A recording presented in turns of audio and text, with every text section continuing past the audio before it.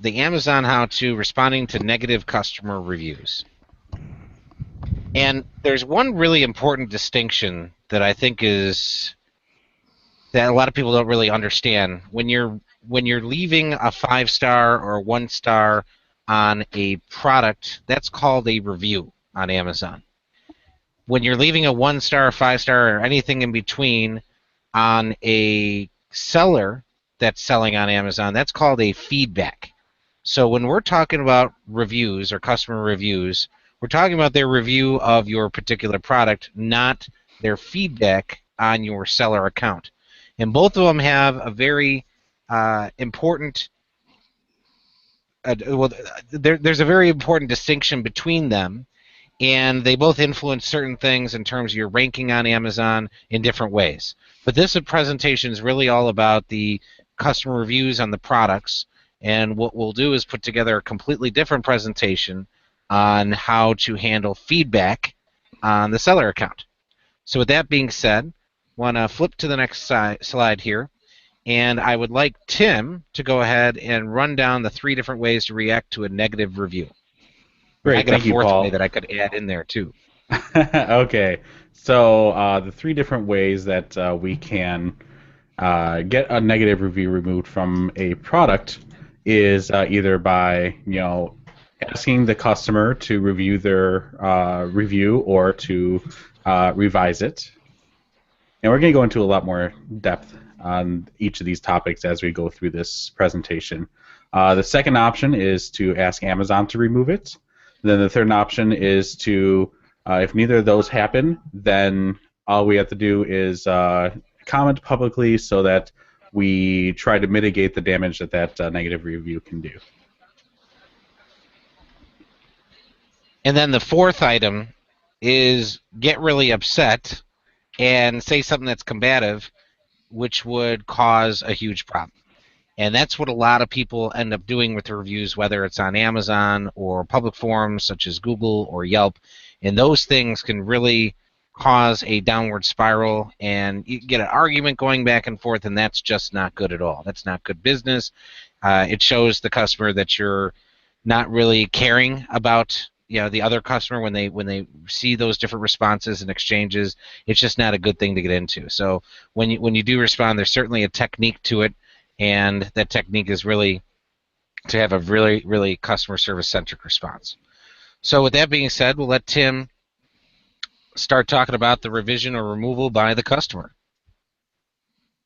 All right, so the first thing that you want to do is address the concern that the customer has in that particular review. So if they have a specific reason why they gave it a negative review and it's something that you can fix, then by all means what you should try to do is to attempt to identify the problem and help them solve it as quickly and efficiently as possible.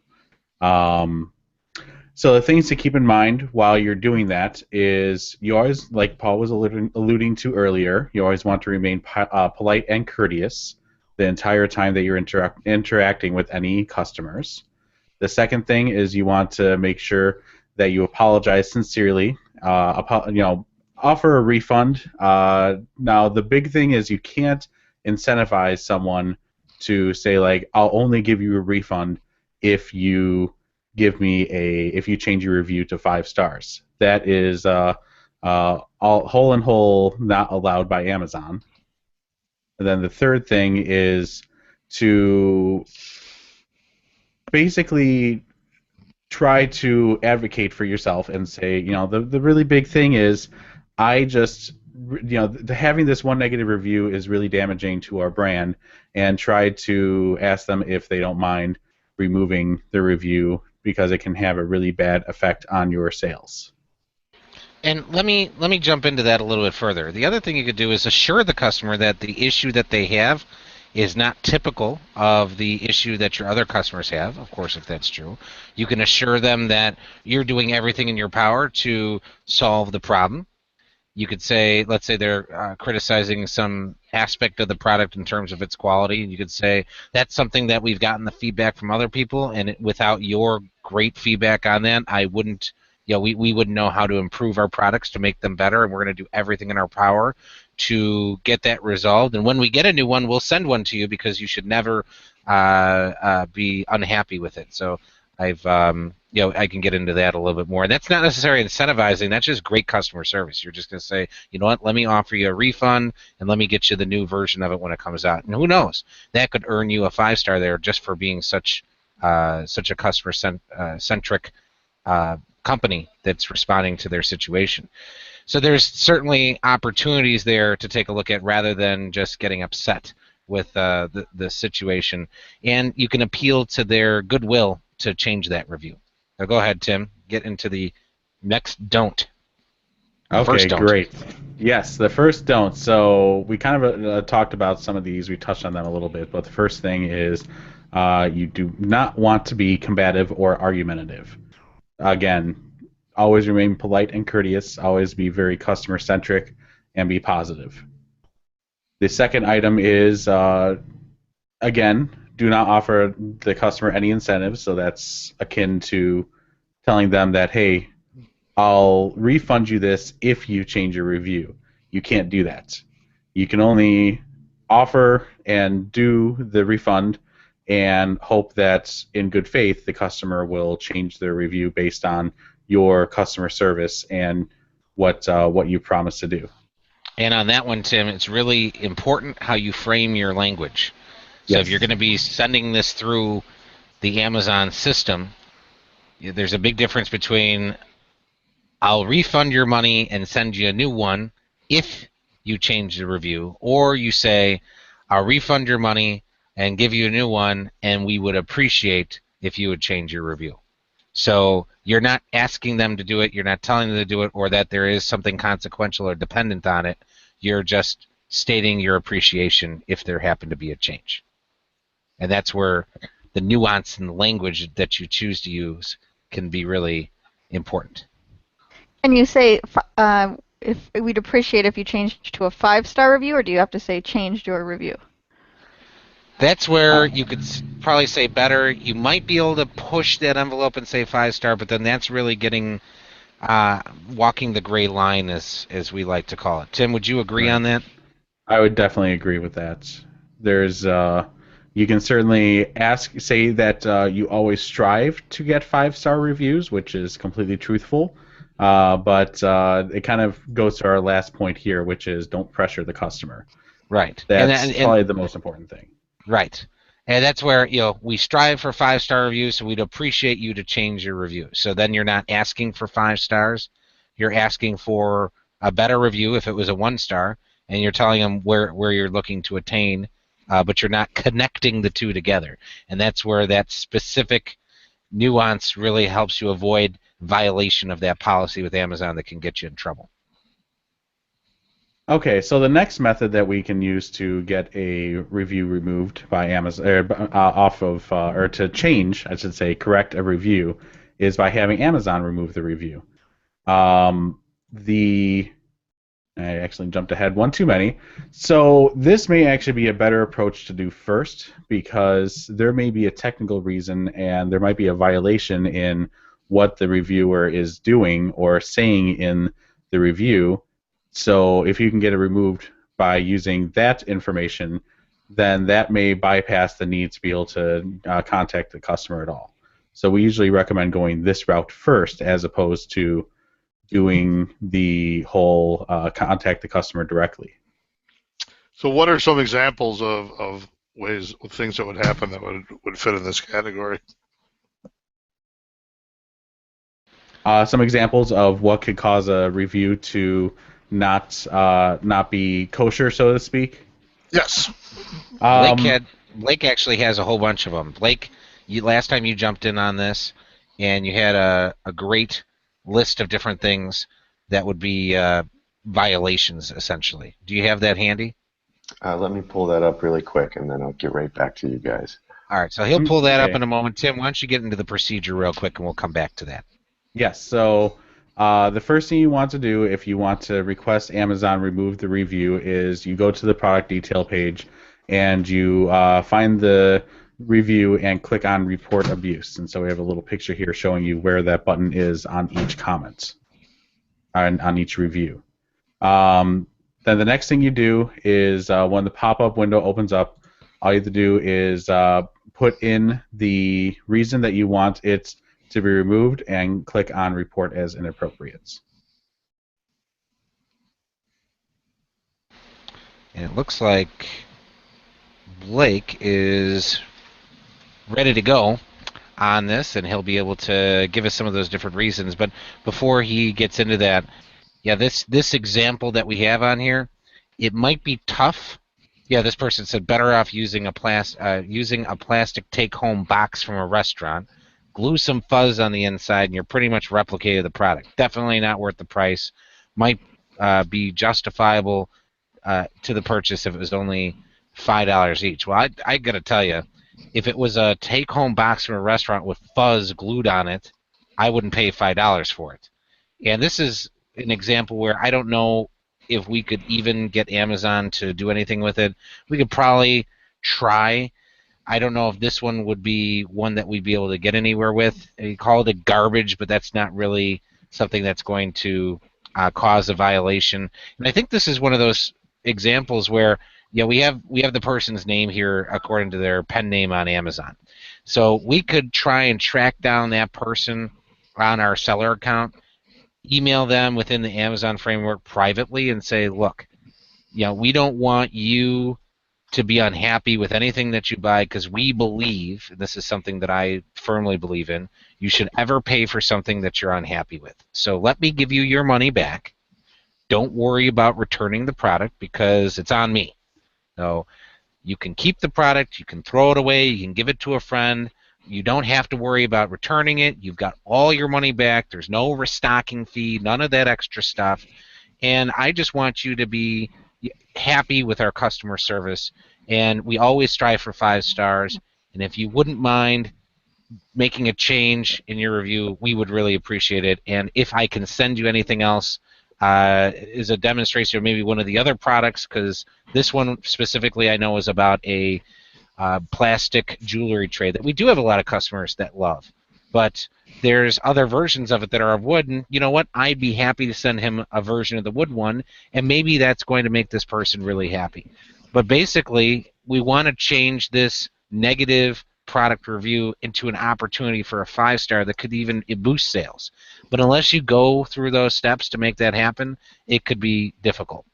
But with that being said, I want Blake to talk about the different things that are a violation that could be used to remove a review on Amazon. Blake, you want to take it away there?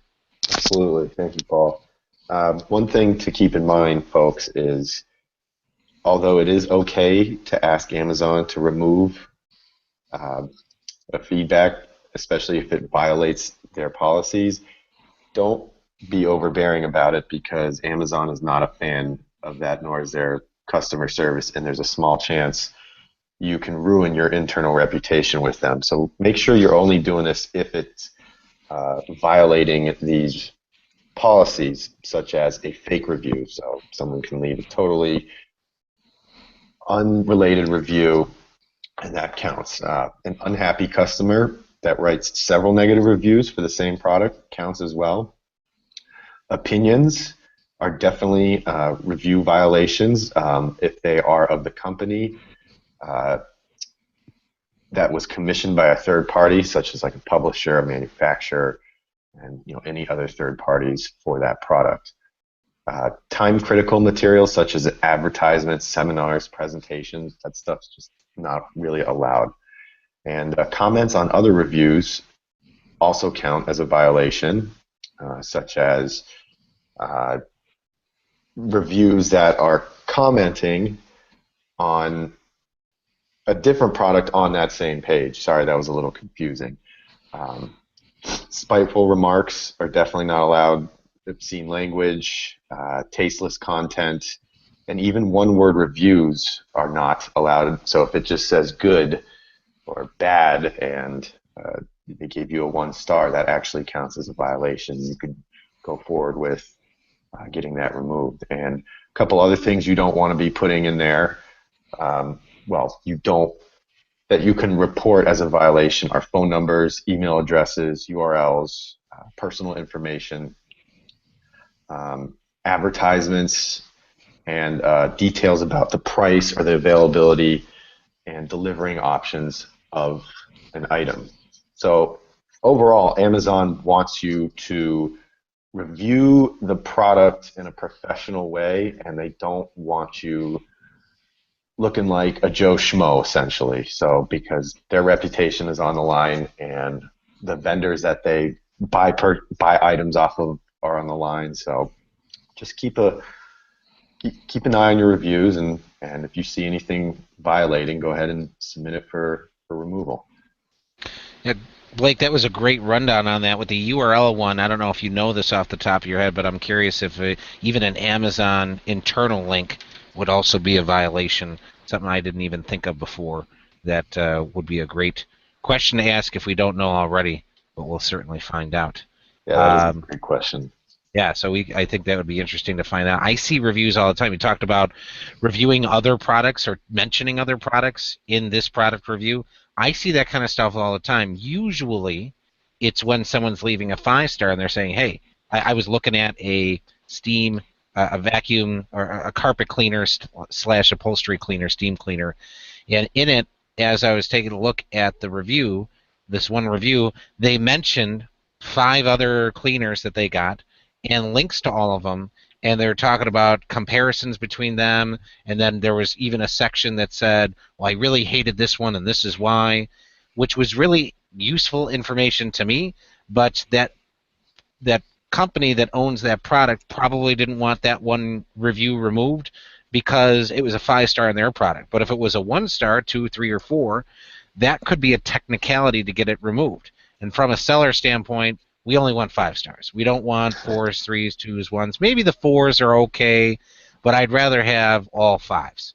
And anything that's a technicality with like a one word or things like that, just get rid of them. I mean, there's so many opportunities there with technicalities. Not only these reviews, but feedbacks, which we'll talk about in another webinar or another video here. Using those technicalities to your advantage to really position yourself in the best possible light is so important to the optimization of your Amazon presence. So if you're not utilizing it, it's just a missed opportunity, and you really have to be doing it. So let's move on to the next portion here. Tim, you want to pull up the next slide? Yes. So the last way that you can address any negative reviews is to comment publicly on them. So this is if all else fails. You know, the customer just did not want to change the review. Amazon didn't remove the review because it doesn't violate any of their policies. Then the next step is to comment publicly on it. So it puts the review in the right light. It allows you to share your side of the story, and it shows that you as a seller take this problem seriously and that you appreciate their feedback. And as I said before, if all else fails, this is a way to help mitigate the damaging effects, even though it may not affect Amazon's algorithm to determine what your sales rank is. It will impact when someone says it's like, well, why did people give this a 1-star review? They actually read the 1-star review and they say, oh, the manufacturer responded to this. It then de-emphasizes how damaging that 1-star review is. I want to comment on that one too, because there is a way to. Well, we always say with the Google reviews, it's better to make them look crazy than it is to let them make you look bad. Mm-hmm. And there is an opportunity to do that without being combative, where you can mention certain facts that maybe you dove into that other casual observers of the negative review might not realize. So one of those could be you can click on their reviewer profile and just mention the fact that every single review that they've had was a 1-star, and they've only reviewed 2 other items ever, or things like that. You could say, well, I looked at your profile, and I noticed that there was only 3 other reviews, and they're all 1-stars. You're not saying that's good or bad. You're just mentioning a fact. Now, that can kind of cross a little bit into potentially being combative, but if you frame that language in just the right way, it can kind of call that, and maybe that included with some other stuff might be a good way to go, where you're really calling to question their sanity, which can really decredit their one-star review as something that might not be something that other people might find helpful, which there's that little button underneath. And I'm like, well, is this person crazy? Do they have a particular issue with something? They're only leaving 1 star, so should I really trust them? They don't really have. So those are the kind of, what do they call it, reasonable doubt? We want to cast some reasonable doubt on their reviewing ability, which is something that could benefit you. Great, and we have a list here of all the essentials to keep in mind whenever you do respond publicly to any negative reviews. So the first one is always remain polite and courteous. This seems to be a recurring theme through this whole entire segment here. I always want to make sure that you're positive the entire time. Sincerely apologize for any inconvenience. So you really want to show sincerity. You want to, make sure that you're not just brushing off the customer's concerns when you respond to it. You really want to show that you take their comments very seriously. Explain what measures were taken to solve and prevent the problems that occurred from happening again. So this was referring again back to what Paul said before, which is we recognize that this was a problem and we have since corrected the problem, and a new version of the product will be coming out that doesn't have that same problem that you had before. So that's an example of how you can show that even though this was a negative review, that it's something that has been addressed. We again touched on this before. This is offering a partial or full refund without any incentive. Again, that goes back to don't say that you'll only. In fact, this one really just says we apologize. A good way to frame this is we apologize that you were very disappointed by this. We have taken the liberty of refunding your purchase. You don't need to send it back to us. We want to make sure everyone is 100% satisfied with the product that they purchased from us. The other thing that you can do is offer the customer a way to contact you directly. This again shows sincerity in wanting to make sure that their issues are addressed and that you have a real concern about their negative review. Comments should be specific to the review rather than a form template. I think this is a trap that a lot of people fall into, which is they have one really well-written response to a lot of these, and it ends up being very cookie cutter. And I think people are very sensitive to that nowadays. They don't appreciate it when you don't put that personal touch whenever you respond or email or do anything like that. And of course, you want to make sure you thank them for their feedback, and make sure that you say that you are part of the team that that made the product itself. Is there anything you want to comment on any of those, Paul or Blake? No, well, that specific piece, being specific to their particular situation, is just really important. You don't want them to feel like they're just another person that's getting the same stock response all the time. And just think about how you feel when you call in to any sort of customer service place, and all the person that's on the phone is doing is reading you whatever's in front of them over and over and over again. It's like, I remember, Terry, you said you called the Comcast about your internet issue, and you told them everything that was happening, and they basically asked you if it was plugged in as their first question after you described the entire problem. Was that something that was pretty right? Close And then to they your went, story? and then they sort of repeated everything I said, and afterwards, and I said, yes, that's what I already told you. Now we need. So they were, yeah, that's all they were doing is sort of either going by a form or just sort of regurgitating back. And I think on Amazon, I was going to say that I think it's even more apparent and more painful to the consumers who are looking at it, because if you ran down a whole listing and looked at a bunch of reviews and saw almost the exact same language used, it's even worse than just hearing it, and then hearing it, you're seeing it, and it's like, oh my God, this guy's putting the same paragraph response to every single person who doesn't like something he's done or something about the product. And that makes it very hard to swallow. Mm-hmm. So I think that's even more important. I do have a question for you guys as long as I have the floor here for a second. With our Google reviews, we always talk about responding to positive reviews as well. We haven't really talked about that here. Is that something that we're recommending that we do as well? Certainly couldn't hurt. Yes, it certainly can't hurt, and it can certainly show, because the idea there with responding to all reviews, whether they are positive or negative, is to show you care. You care about your customers. You care about what they think, and you want to show that through your customized responses to each and every review. That can be such a powerful thing. And Now, is it okay? I'm sorry. Is it okay? Like we talk about sometimes in the Google review scenarios, is it okay to maybe lead towards another product that they might enjoy if they enjoy the one that they've bought from you as well? I think you could probably do that. That might be, again, dancing on that gray line.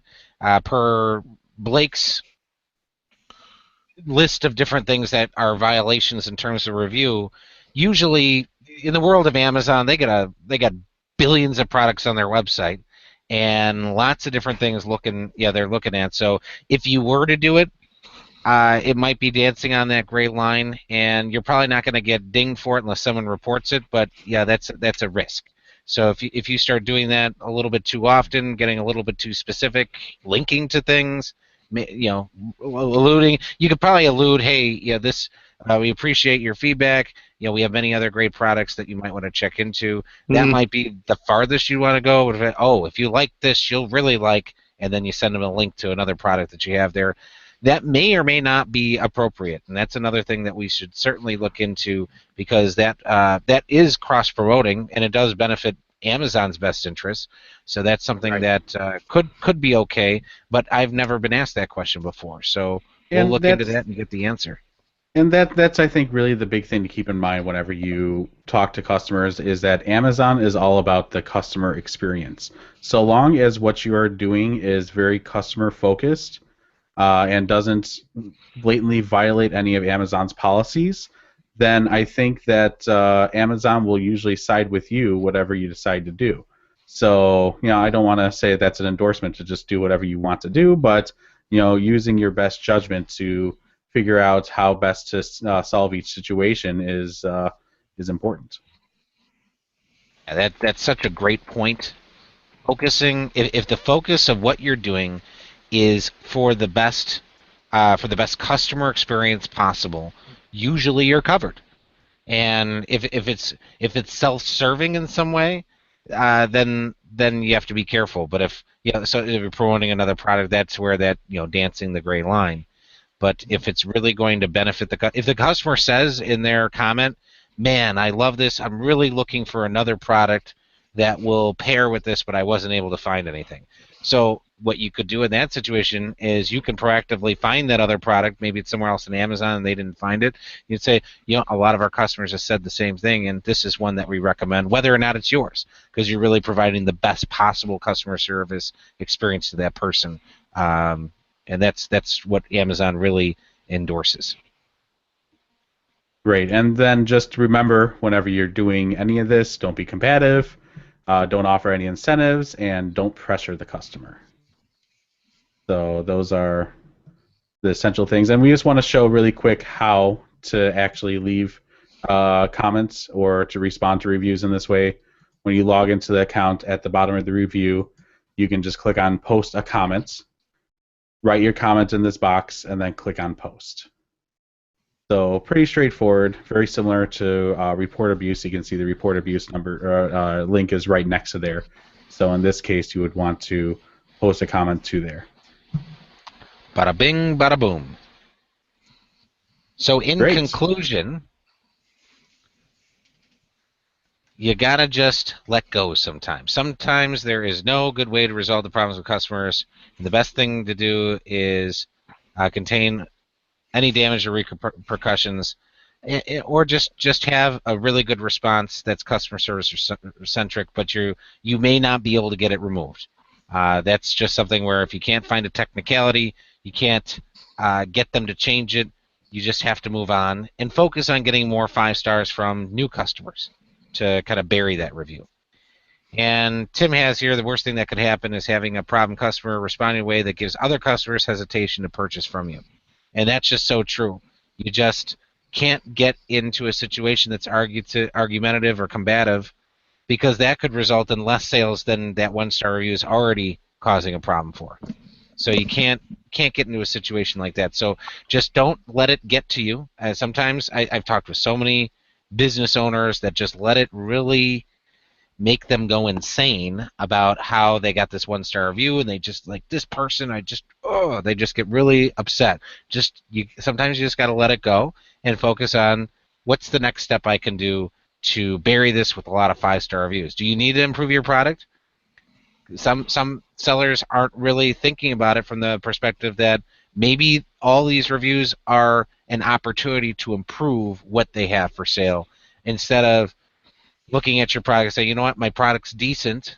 Yeah, these people are crazy. If enough people are saying one thing is true on negative reviews, maybe it's the product, maybe it's you.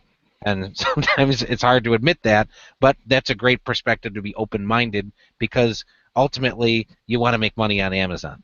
So you got to provide great products, take the reviews seriously, and modify and make offerings that are going to be really great for your customers. Tim, any final thoughts on that?